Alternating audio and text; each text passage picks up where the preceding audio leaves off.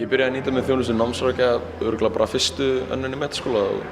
svona einfalt að skrá áfanga og svona hitt og þetta og síðan því lengra sem er búið að líða þá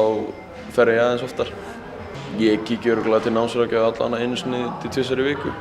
og stundum ekki einu sinni til að gera neitt, bara til þess að spjalla ef mér líður illa ef við bara tala og fá okkur ráðlagningu. Ég mæli eindregið með því að fólk nýti sér þjónustu námsráðgjafa, sérstaklega ungi krakkar, af því að stundum þegar maður byrjar í menntaskóla þá sér maður ekkert endilega í endan á því og maður veit ekkert endilega hvað maður ætlar að gera og þá er svo þægilegt að geta farið til námsráðgjafa og bara tala um framtíðin og tala um hvaða möguleika þú hefur og hvað þú átt í raun að gera.